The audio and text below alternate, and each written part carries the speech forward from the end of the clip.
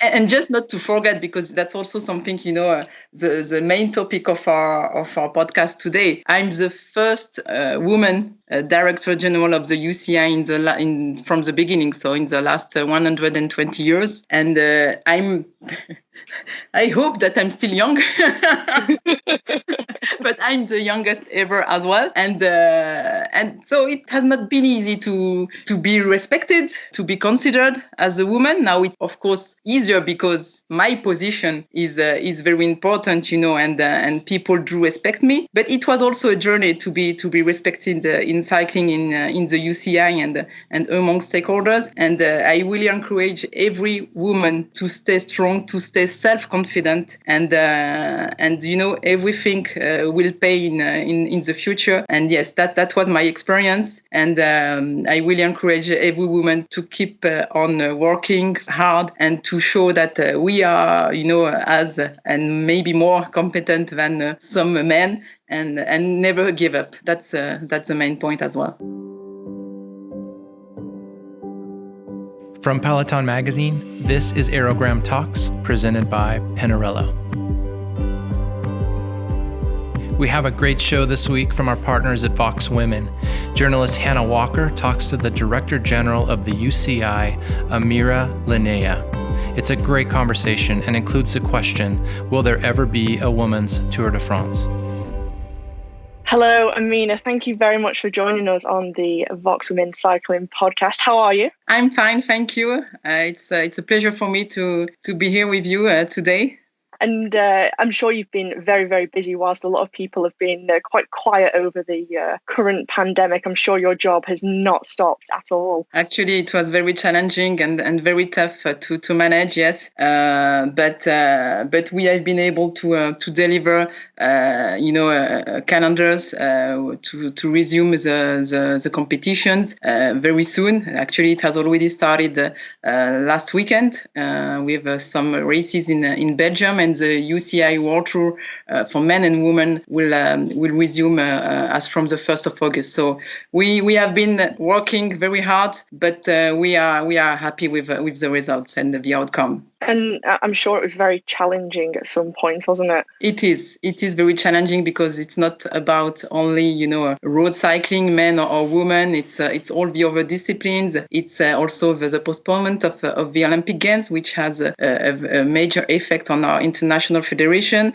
in terms of revenues. Of course, we are lucky enough the moment to have a strong reserve that we have been able to gather the last years. But yes, it's very challenging because it's not only about competition and resuming of competition, but also managing, a company with so many difficulties due to the pandemic. But it's not only for the UCI; it's for all the economic world, and we will have to face the next months in unity and make sure that we're able to survive. But it's maybe too extreme to use the term survive. But that's what we want to achieve. Yes. And Amina, going back to the start, you've been at the UCI since 2006. Yes. Just tell us a bit about your role. I mean, you're now the Director General of the UCI. I mean, what does that role entail? So actually, because I don't know if everybody knows about the UCI and what is the UCI, but we manage 8 disciplines which are completely different from each other. And actually, it's like managing 8 international federations, because when you speak about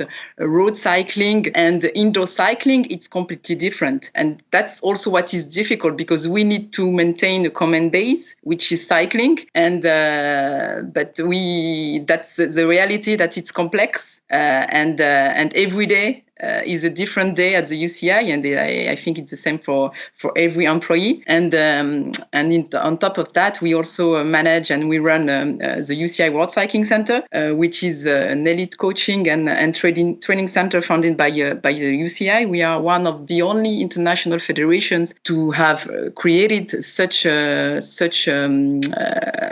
center. But it was very important for us to show that we invest in the development of our sport. And if I answer to your question about my role, so I have to make sure that the organization, with so many disciplines, so many stakeholders, so many challenges, is running well. That we manage our events, our competition rules, marketing, communication, anti-doping, of course, which was also and which is still a big challenge for the UCI, and everything has to be in line with our budget. So it's sometimes very complicated. I have to say that I'm very hands-on and often have to act as a troubleshooter. But that's my job. I love it, and I will never, let's say, give up what I have to do for the UCI. And how long have you been in this role specifically? I mean, have you done this since the beginning, or is your role kind of changed over the years? You kind of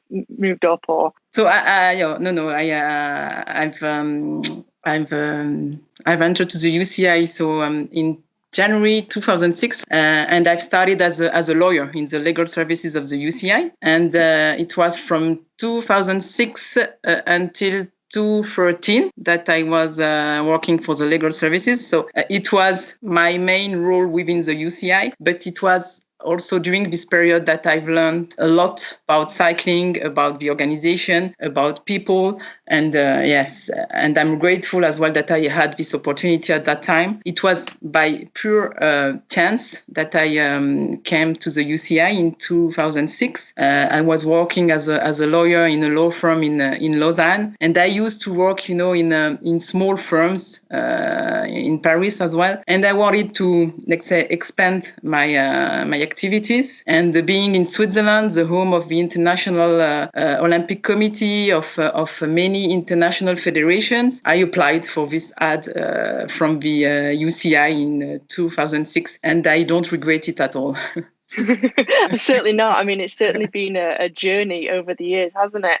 What's your vision going forward of how the UCI operates? So we continue and we must continue to credibly ensure the governance of our sport and to ensure that we are united in the growth and development of cycling. That's very important for me. And this notion of unity, which has been maybe sometimes lacking in our sport, we really need to reinforce it. And as the UCI, the governing body, we have to be the master and to make sure that we gather people and stakeholders and everyone to grow and to develop our sport. That's very important. And that's why as well, we worked, within the UCI on the notion of mission and vision for our organization the last months, actually. And we were able to have a common agreement on our vision, which is to reach out to men and women through cycling and to make it an inclusive and universal activity of the future, while being a sporting and recreational activity that is also sustainable. So that's very, very important for us. And this vision has been published on the UCI website. It has never been done in the past. And in the work, in our daily work of all the staff, all the commissars, we really want them to keep this in mind.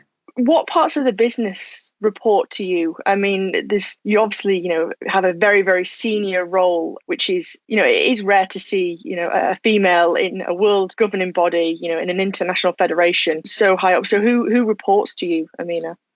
Actually, everything, even everybody reports to me. Busy then. So as I said, I'm very hands-on and I'm aware, informed, and involved in almost all the dossier, all the files, and so all the departments and activities of the UCI and the World Cycling Center as well. So which has another mission, report to me, and of course, ultimately to the president. I have also the chance to have a president who has an executive position, and David Lapartien, who has been elected in 2017, works closely with me on a daily basis, and I am his right hand, let's say. I run the organization on a day-to-day basis, but yes, everything reports to me, except, because I need to be clear also, the Cycling Anti-Doping Foundation, which is independent, but all over the activities report to me. So that's challenging. So that's what I said, what I explained. Every day is a different day for me. It's not only problems, but it's often, solutions to be found together with my managers and my directors and with my president. And especially, in times like these when you're having to act on things that, are completely out of your control, it's every day, as you said, is different. And I'm sure it was lots of people coming to report to you during this pandemic. Yes. I'm sure it was very, very crazy. It was.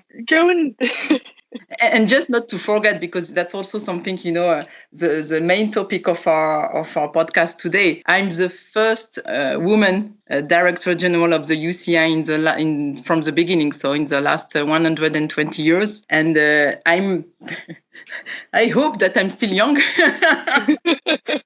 but I'm the youngest ever as well. And so it has not been easy to be respected, to be considered as a woman. Now it's of course easier because my position is very important, and people do respect me. But it was also a journey to be respected in cycling in the UCI and among stakeholders. And I really encourage every woman to stay strong, to stay self-confident, and everything will pay in the future. And yes, that was my experience. And I really encourage every woman to keep on working hard and to show that we are, as and maybe more competent than some men. And never give up. That's the main point as well. Yeah, I mean, obviously very, very proud of your job and also your journey to get there. You've got a great academic background with being as a qualified lawyer. Yeah, I mean, going back to the beginning, since you started in 2006, how has it changed at the UCI? Do you think people have become more respected of you being in that role, or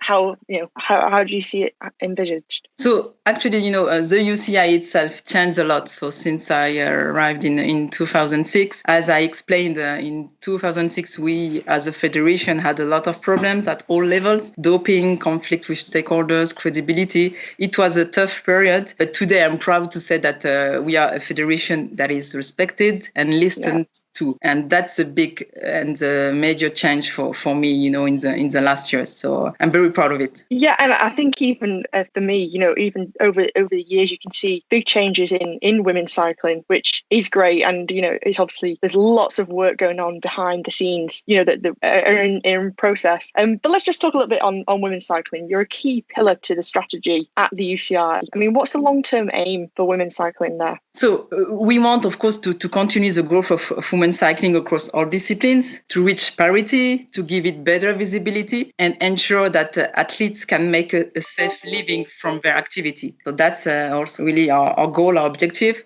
When it comes to road cycling, we did create the UCI Women's World Tour in 2016, as you know, and it was a turning point in the development of women's cycling. In 2020, we introduced the first division teams, so 8 UCI Women's World Teams, and hopefully it will be 15 in 2022. And we established as well a minimum salary for riders, which never existed before. And we want also to reach a parity with the salaries of men's pro teams in 2023.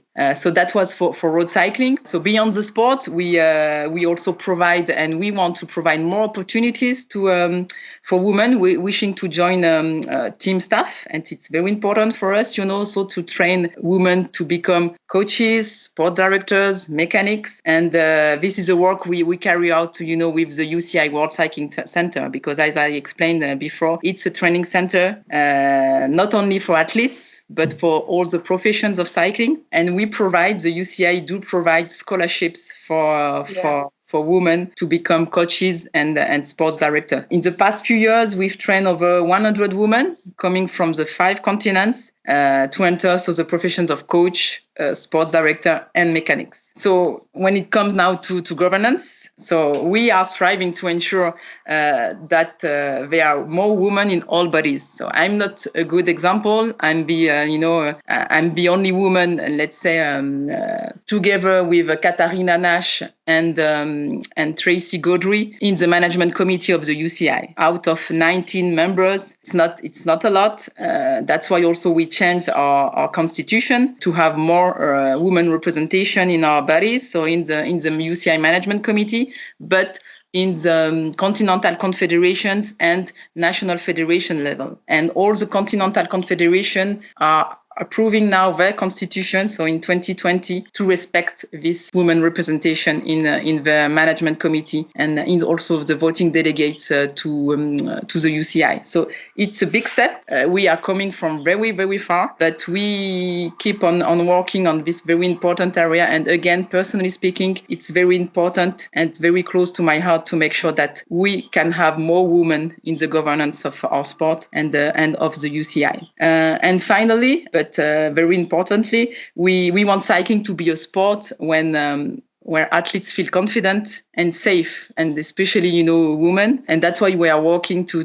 guarantee the physical and psychological well-being of athletes. So we have been working, with the Ethics Commission.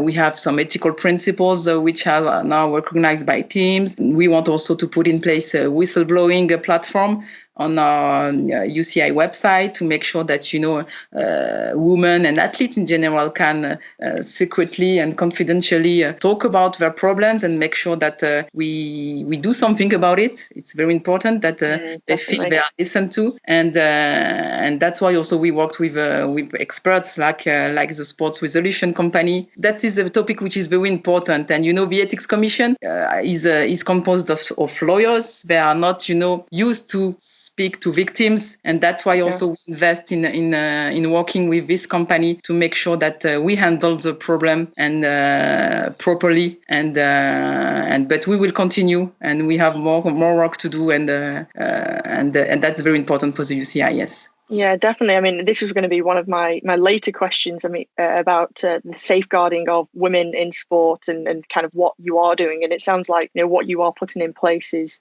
It's very, very important, but also, it's so the riders and even any female staff, make sure that they feel safe and then they can report anything that any potential wrongdoing is dealt with properly and in the right manner. Obviously, there's been, if anyone's been following along or seen in the news about a couple of women's teams with allegations, and also they've found guilty of wrongdoing and abuse within the team, haven't they? Mm-hmm. So yes, so first it's one of our priorities. So that's what I explained. In the past, we had no tools to deal with this subject, and the athletes didn't feel let's say protected. But we heard it. We've been talking with the athletes, with the representative of the athletes. And that's why we have to make sure that all athletes are protected from against all harassment. You also have followed the last cases which have been in front of the Ethics Commission and the Disciplinary Commission. It's a long process, I have to say, and we are working as well to shorten these processes to make sure that it goes as fast as possible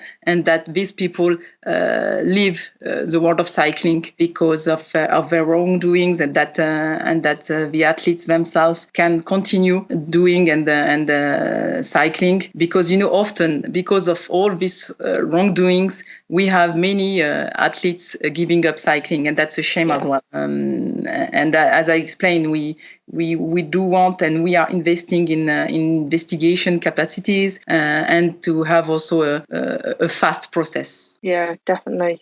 And I think, it is very important, as you see from different even governing bodies recently, especially with like the USA Gymnastics. I think it's really important to have a place where athletes do feel safe and they feel that they are protected by the governing body, that, there's going to be no repercussions of them telling, and reporting the abuse and wrongdoings and the harassment. Yeah, and yes, as you said, and safeguarding is very important, and it's also important for the athletes that we train here at the UCI World Cycling Center. So we want to put in place the same system internally for our athletes. We are, coming to Aigle to train to make sure that they are protected, that they are safeguarding policy, and the same which will have to be applied by teams for women athletes. But again, the whistleblower platform is key, and that's something we want to implement as soon as possible. And we've touched on the World Cycling Centre a few times just now, and it's a fantastic setup. You have riders from different countries will move to Switzerland to train. Won't they? You've had some, notable graduates from that. Tenniel Campbell of Trinidad and Tobago, probably one of the most famous. You've got Amber Joseph as well from Barbados. Yes. It really is a fantastic platform and setup that you have for both male and female across different sports, isn't it? Different disciplines, sorry. Yes. So now the UCI World Cycling Center had been created by the UCI in 2002. It's, as I explained again, it's a development tool of the UCI, a very important development tool, together with the satellite centers. So we have a few satellite centers all around the world, and the most important one is in South Africa, in Paarl. And we have trained many athletes in the last year, so more than 2,000 trainees from 2002, which is a lot. And we, as you mentioned, we have some champions who have been trained within the UCI World Cycling Center. So Tenniel Campbell, remember her name because she will be a great champion. She already is, but she will be really the ambassador of the UCI World Cycling Center, the ambassador of cycling in terms also of diversity. And she's so charismatic. She's so strong. She's coming from a small island in the Caribbean. From the Caribbean to Switzerland to Aigle. Trust me, it's a long journey, but in all the sense of the term. Because it's cold. Here we are not, in a big city. They are really focused in training all the athletes. And but she was, she's. I have a lot of respect for Tenniel, and I don't know if you know the story, but actually she was detected by David Lapartien himself in 2017 during the Caribbean Championships in Martinique.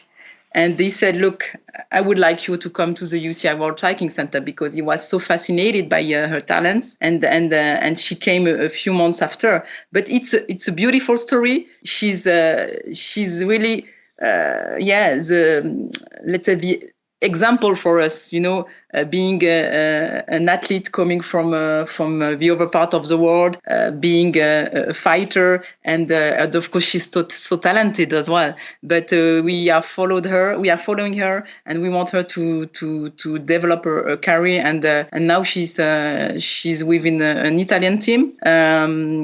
We are also in contact with her to make sure that everything is going well for her. It's another culture as well, and don't forget that. And but yes, we are very proud of Tenniel and all her rock, and it was the same as well for Chris Froome, for Teklematov, for Hernandez from BMX.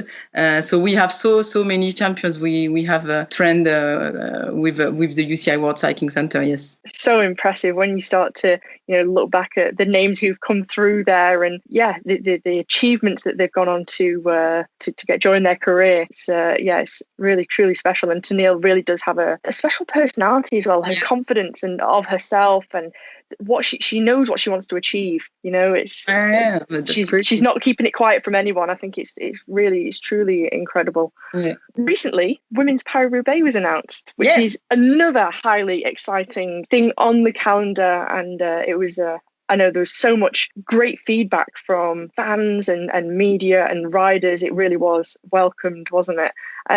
We're hearing that there's plans for a Women's Tour de France as well. What's the vision for that? How can you see it being implemented? So yes, the creation of Women's Paris-Roubaix was really a great news. When we did announce the calendars, so the resumption of the calendars for the 2020 season, it was not expected, and again, it was at the initiative of our president David Lapartien when discussing with the stakeholders about the resumption of the calendars, men and women, and in the conversation with ASO.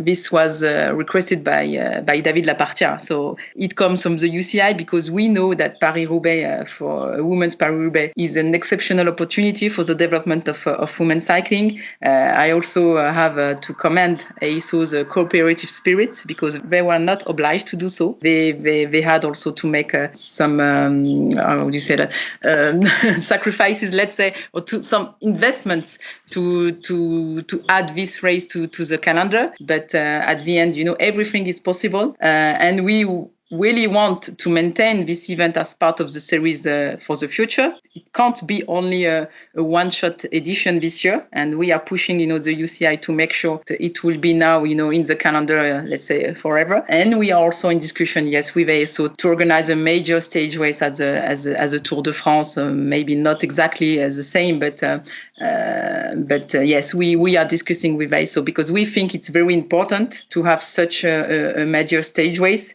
while preserving as well the existing stage racing like Giro Rosa or the OVO Energy Women's Tour. But it's important for us, and we know that together with Paris-Roubaix, a women's stage race in France organized by ASO would add, to the development of women's cycling. Yeah, it certainly would. How realistic do you think it is going to be? Do you think it's going to be, or should I say, how many years do you think it will take until it's kind of implemented? How many months the calendar? Mean? Oh, a month. Oh, we'd love that. Yeah, let's go positive. Let's go positive. How many months? Not that many, to be honest. So we are pushing hard, really. We are pushing hard, and we have a good relationship with ASO.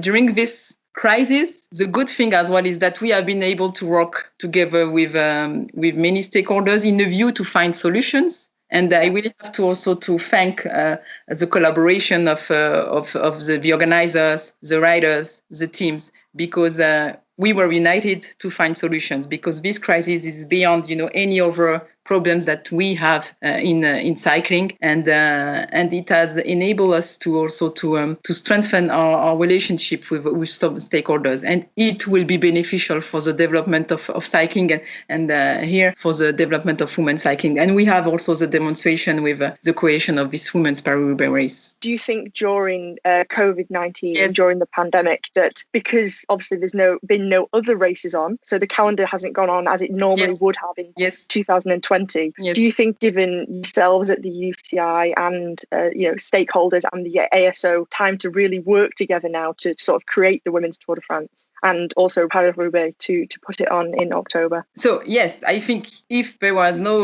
COVID-19 this year, there would have been no Women's Paris-Roubaix for sure. So it was, as explained, an opportunity that we took at the UCI to make sure that we can create something additional for the women calendar, because we have also to admit that a few races had to be cancelled, and that we had also to fill up the calendar. And what very good surprise to have a women's Paris-Roubaix race, in the calendar. To have a women's Tour de France, it would have been more difficult because, in terms of organization for the organizer, it's too important, more important than organizing a one-day race.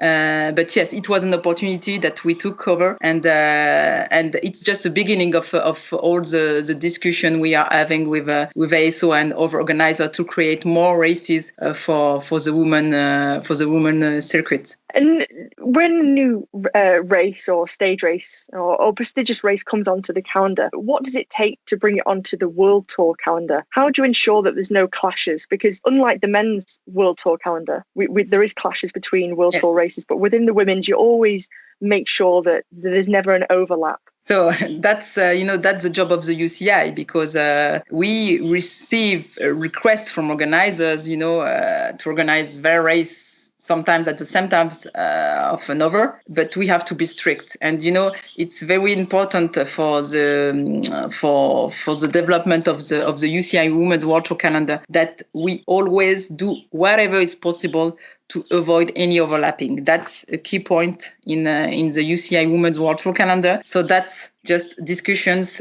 between the UCI organizer to make sure that we have, let's say, a clean calendar, no overlap, making sure that all the women's World Tour teams and other women's teams can participate without having to make a choice between, two UCI Women's World Tour races. That's what we want to achieve with the UCI Women's World Tour. As you said, for men, it was not possible. It's not possible anymore. But we want to commit to this very and crucial point for the UCI Women's World Tour calendar. Yes. And so we've had, the World Tour started 4 years ago, and then 2020, the Women's World Tour Teams was introduced. Yes. How do you see that, the World Tour for women evolving, and how do you involve the riders in decisions? So how do we involve the riders in decisions? So as you know, we have the CPA. And its women's branch, CPA Women, which is managed by Alessandra Capellotto and working together with Marion Clinet from World Champions.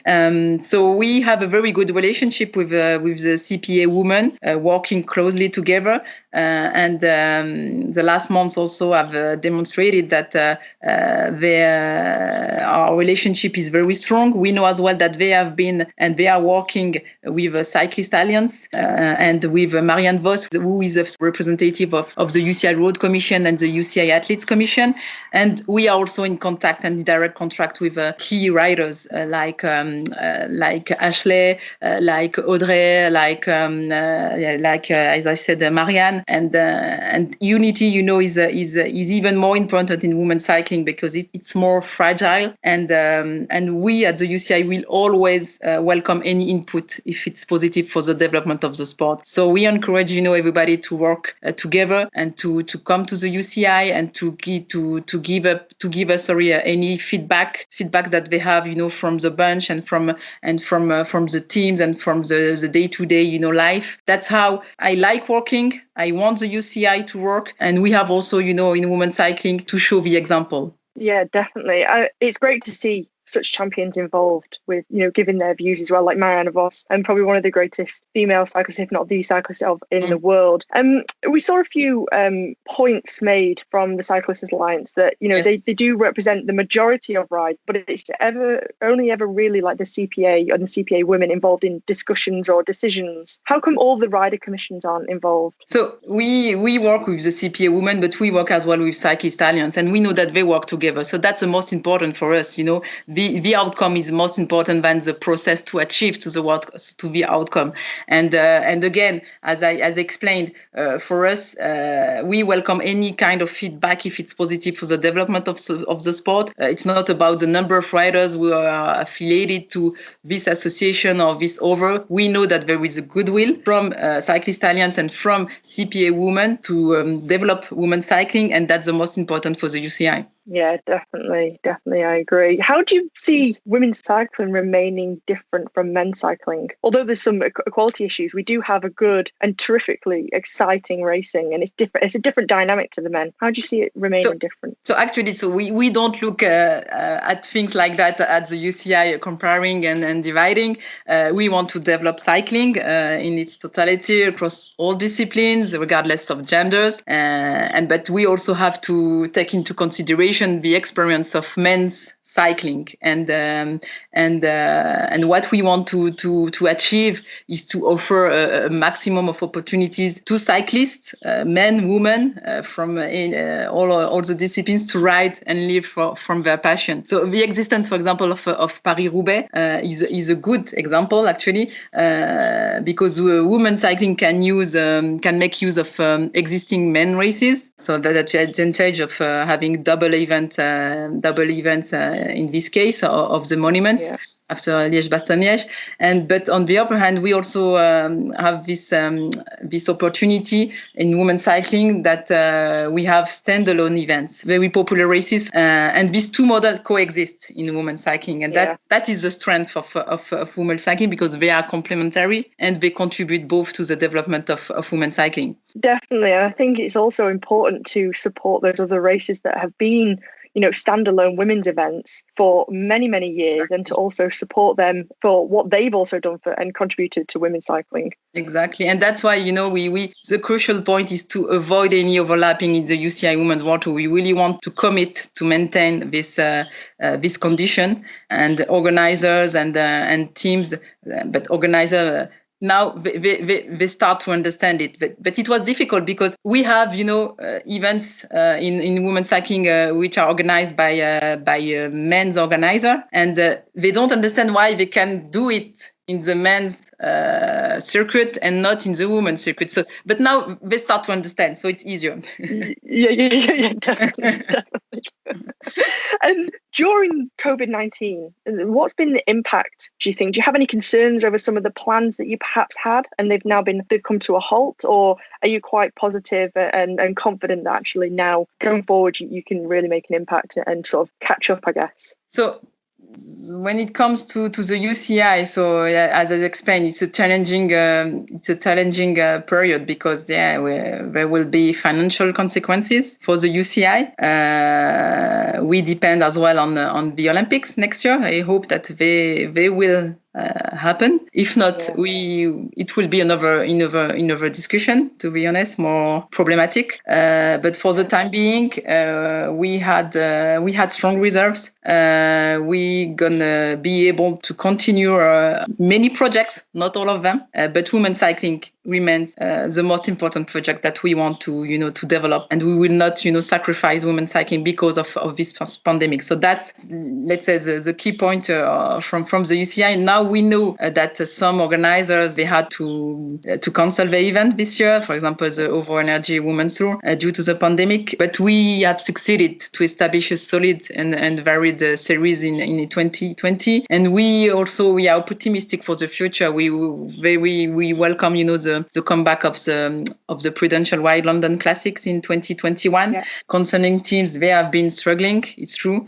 but we have worked with them and with the riders' representative to set up measures during this pandemic in order to find solutions faced with the impact of the crisis. And for 2021, we are relaxing certain criteria with a view to rolling licenses in 2021. And for example, the organizational criteria for 2021 will be postponed until 2022. And I would like also to take the opportunity to thank and to applaud the work of UNIO, the new representative body of professional UCI women's team, and Ronnie Locke is the president. So this association has been created the last weeks, months, and we have been working very efficiently the last weeks in order to find solution. They were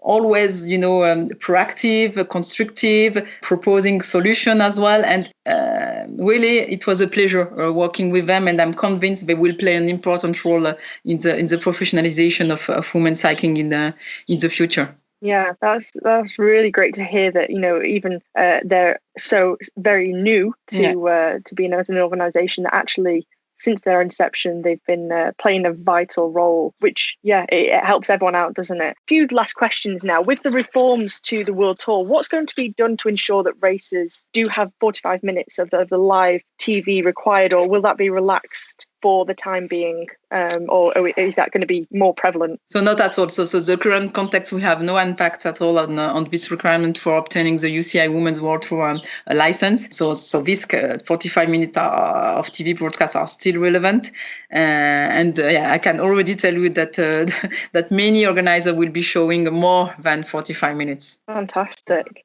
Look forward to it. Really, really looking forward to it. As a whole, is there a clear TV structure for women's cycling? The only thing I can say is that so in consultation with stakeholders, we are exploring various options to find the best way to sell TV rights to achieve a greater worldwide visibility of the sport. But that's the only thing I can say, because I don't want to. Perfect.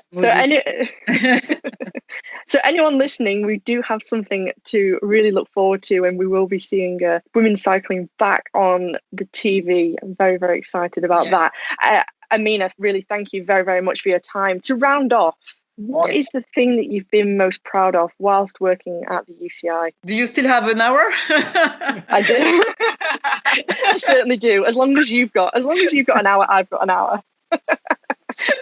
So as I explained, over the 6-7 years, we have become a credible sport. And from 2006, the day I arrived at the UCI, from now, it's a completely different organization.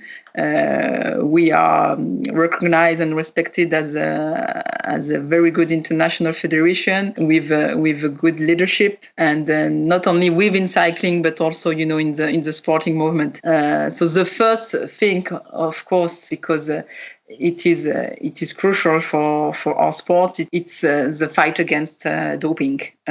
We have become a reference in anti-doping. Now everyone is paying close attention to the transfer to the anti-doping operational activities to the International Testing Agency on the 1st of January 2021. But I'm sure that it will be very well managed by the ITA. And just to precise, all the staff of the Cycling Anti-Doping Foundation will move to the International Testing Agency, meaning that all the expertise, the experience from the staff during the last years will remain in the work of the International Testing Agency. So when it comes to governance, as I explained as well earlier, I don't know if you've seen last week or 2 weeks ago that we are among the best international federation, in the report which has been published by ASWAF. We are in the top group, actually. This is a very significant achievement for the UCI to be recognized for its good governance. But we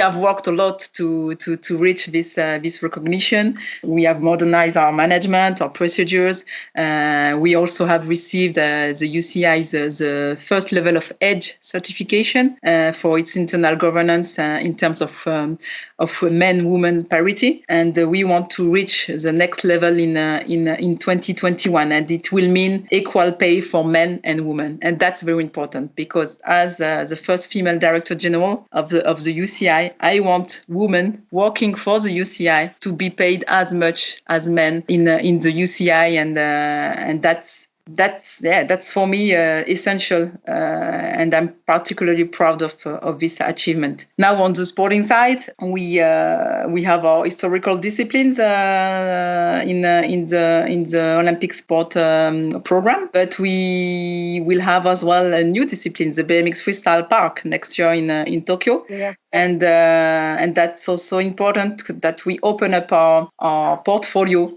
to young disciplines like BMX Freestyle Park. And it brings me as well to the organization of the first UCI Cycling Esports World Championships, so in 2020. So we will have an announcement in the coming days. And very importantly as well, in Paris 2024, we will reach parity between men and women in the Paris 2024 Olympic Games program. And it doesn't mean that we will have more quotas. It means that we will have to make difficult choices. But we did make these decisions in order to make sure that men and women are at the same level in terms of participation in the Olympic Games for our sport. So that was also, and it is a crucial point for the UCI. And now, thanks to this credibility that we gain, over the past years, we also have been able to expand our range of work and activities in cycling for all. For me, it's very important as well. We have initiatives like the UCI Bike City Forum or the UCI Bike City label. And now our federation has become the voice of the bicycle, a defender of soft mobility. We have contact with the World Health Organization, with the United Nations. For example, we have just joined the United Nations and the IOC on a platform about climate change. And we are really contributing to making the world a better place thanks to cycling. And especially during this pandemic, bicycle has reinforced its status as an increasingly popular, affordable, healthy and sustainable way of living. And we want to continue, develop these ideas in the future. But I'm not finished. I definitely do have an hour. I hope you do. I hope you booked it into your calendar. No, so far it's incredible. Please continue. So, and now another topic which is very important for me is the diversity. I don't know if you know, but I'm French-Moroccan. So I was born in France, but I spent all my summers in Morocco when I was young. I speak Arabic. My parents are Arabics, and diversity is very important for me. Together with being a female, I want the UCI to continue, investing in athletes from all over the world in their training, and not only athletes, but mechanics, coaches. We release 5 million Swiss francs annually to coach trainees from the 5 continents and the satellite centers all over the world. And as we explained earlier, this often serves as a launching pad, for example, for Teniel, for Daniel Teclemator, for Stephanie Hernandez, and in total 22 Olympic medals and 78 UCI World Champions can be attributed to the work of the UCI World Cycling Center, which is huge. And I'm very, very proud of this result, really. And that's just the beginning, because we have now a new strategy for the UCI World Cycling Center with the satellite center all over the world. And we would like also to continue this development. And now, if we get back to the COVID-19 situation, we have shown as a federation leadership during this health crisis. I think everybody has acknowledged that in a very limited lapse of time, so 3 months approximately, we have worked every day, every night with the stakeholders to be able to produce a men's and women's World Tour calendar, but not only for road, for all the other disciplines, because as I explained, it's not only about road, it's about other and many important other disciplines. And something very, very important for us also was to produce these health protocols. It's a challenge. I have to say it's a challenge. It will be difficult, but we're going to do everything in our power to make sure that riders who will resume competition will feel safe, will be safe, and that we have a protocol in place to make sure that every situation is expected, is planned, and that we have a decision at the end of any kind of situation. But the Professor Xavier Bigard, the medical director of the UCI, has been working also closely with all the